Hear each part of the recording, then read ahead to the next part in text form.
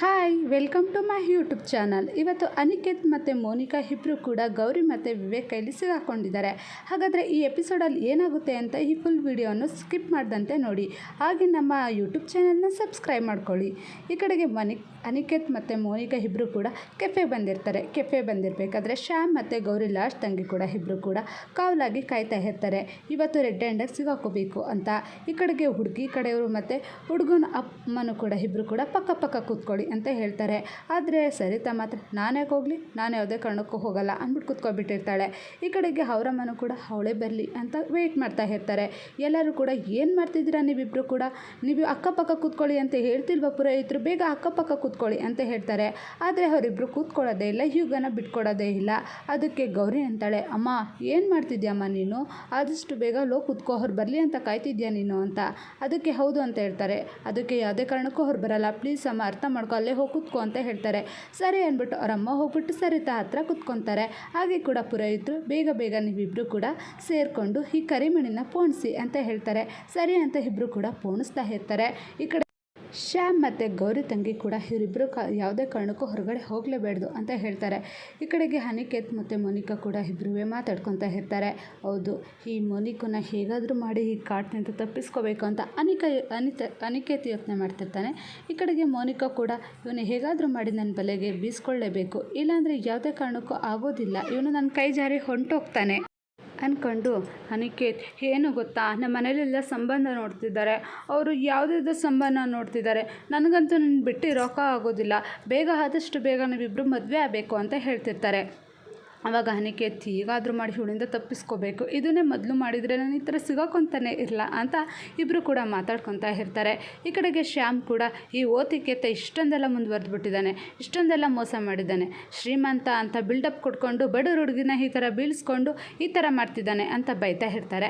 ಹಾಗೆ ಈ ಕಡೆ ಗೌರಿ ಲಾಸ್ಟ್ ತಂಗಿ ಕೂಡ ಅದೇ ಥರ ಹೇಳ್ತಿರ್ತಾನೆ, ಇವನು ಅವತ್ತು ಬಡವರು ಅಂತ ಅಷ್ಟು ಚೆನ್ನಾಗಿ ಬೈದ, ಪೂರ್ ಪರ್ಸನ್ ಅಂತ ಎಲ್ಲ ಬೈದ, ಈಗ ಪ್ರೆಸ್ಟೀಜ್ ಹೋಗ್ತಿಲ್ವಾ ಅವನು, ಆ ಬಡವ್ರ ಮನೆ ಹುಡುಗಿ ಮುಂದೆ ಈ ಥರ ಆಡ್ತಿದ್ದಾನೆಲ್ಲ ನಮ್ಮ ಅಕ್ಕನ ಮುಂದೆ ಅಂತ ಹೇಳ್ತಿರ್ತಾರೆ.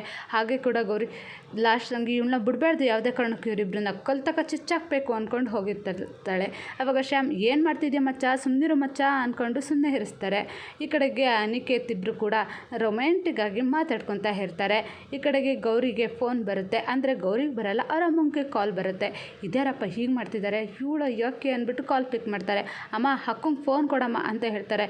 ಏನೋ ಅಕ್ಕಂಗೆ ಕೊಡಲಿ, ಏನು ಹೇಳು ಬಾ ಒಳಗಡೆ ಅಂತ ಹೇಳ್ತಾರೆ. ಇಲ್ಲ ಅಮ್ಮ ಅರ್ಜೆಂಟ್ ಇದೆ, ಅವಳು ಲೈಫ್ ಟೈಮ್ದು ಕೊಡಮ್ಮ ಅಂತ ಹೇಳ್ತಾರೆ. ಸರಿ ಆಯಿತು ಅಂದ್ಬಿಟ್ಟು ಅವ್ರ ಅಕ್ಕಂಗೆ ಫೋನ್ ಕೊಡ್ತಾರೆ. ಫೋನ್ ಕೊಟ್ಟಾಗ, ಅಕ್ಕ ಅನಿಕೇತೆ ಕಣಕ್ಕ ಅವ್ರ ಬಾಯ್ ಫ್ರೆಂಡು, ಆದಷ್ಟು ಬೇಗ ಬಾ, ಇವರಿಬ್ಬರು ಇಲ್ಲಿದ್ದಾರೆ ಅಂತ. ಈಗ ಬರೋದು ಈಗ ಅರ್ಶಿನ ಶಾಸ್ತ್ರ ನಡೀತಿದೆ, ಕರಿಮಣಿ ಶಾಸ್ತ್ರ ನಡೀತಿದೆ ಅಂತ ಹೇಳೇ ಬಿಡ್ತಾಳೆ. ಅದಕ್ಕೆ ಇಲ್ಲ ಅಕ್ಕ, ನಿಮ್ಮ ಲೈಫ್ ಟೈಮ್ ಪ್ರಶ್ನೆ, ಇಲ್ಲಿ ಕೆಫಲ್ಲಿದ್ದಾರೆ ಅವರಿಬ್ಬರು ಕೂಡ, ಇಬ್ಬರು ರೆಡ್ ಹ್ಯಾಂಡಾಗಿ ಸಿಕ್ಕಿದ್ದಾರೆ, ಆದಷ್ಟು ಬೇಗ ನಿನ್ನ ಗಂಡನ ಅಂದರೆ ವಿವೇಕ್ನ ಕರ್ಕೊಂಡು ಬೇಗ ಬಾ ಅಕ್ಕ ಅಂತ ಹೇಳ್ತಾರೆ. ಸರಿ ಆಯಿತು, ಆದಷ್ಟು ಬೇಗ ನಾನು ಟ್ರೈ ಮಾಡ್ತೀನಿ ಅಂದ್ಕೊಂಡು ಅಲ್ಲಿಂದ ಹೋಗ್ತಾಳೆ. ಈ ಕಡೆಗೆ ವಿವೇಕ್ ನಿಂತಿರ್ತಾನೆ.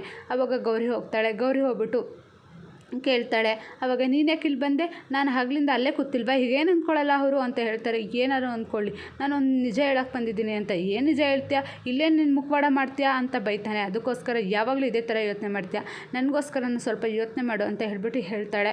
ಹೌದು, ಇವತ್ತು ನನ್ನ ಮಕ್ಕನ ಬಾಯ್ ಫ್ರೆಂಡ್ ಯಾರು ಅಂತ ಸಿಗಾಕೋಬೇಕು ಅಂತ ಅವರಿಬ್ಬರು ಮೀಟ್ ಮಾಡಿದ್ದಾರೆ, ಅವರು ಅಲ್ಲಿದ್ದಾರೆ, ಬಾ ಹೋಗೋಣ ಅಂತ ಹೇಳ್ತಾರೆ.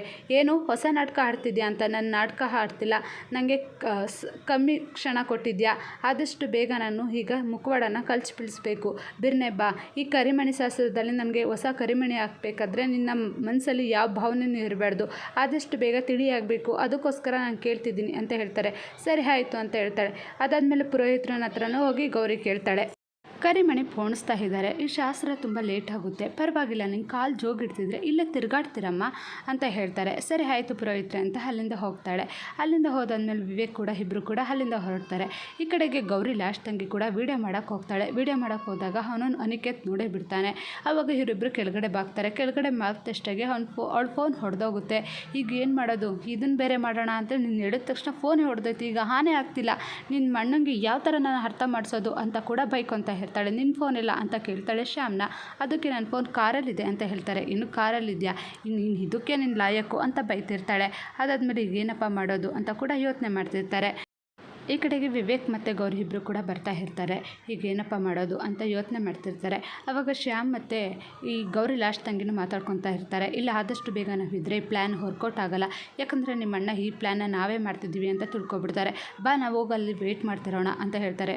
ಅಲ್ಲಿ ಯಾರು ಇರಲ್ಲ ಬಾ ಅಂತ ಕರೀತಾಳೆ. ಅದಕ್ಕೆ ಶ್ಯಾಮ್ ಹೇಳ್ತಾನೆ, ನಾನು ಆ ಥರ ಅಲ್ಲಪ್ಪ, ನಾನಂತೂ ಬರಲ್ಲ ಅಂತ. ನೀನು ಆ ಥರ ಅಲ್ಲ ಅಂತ ನನಗೂ ಗೊತ್ತು, ನನಗೆ ಸುಮ್ಮನೆ ಬೈಸ್ಕೋಬೇಡ, ಸುಮ್ಮನೆ ಬಾ ಅಷ್ಟೇ, ನಿನಗೆ ಬುದ್ಧಿ ಬೆಳೆದಿದೆ ಹೊರತು ನನಗೆ ಇನ್ನೇನು ಬೆಳೆದಿಲ್ಲ ಅಷ್ಟೇ ಅಂದ್ಕೊಂಡು ಬೈತಾ ಇರ್ತಾಳೆ.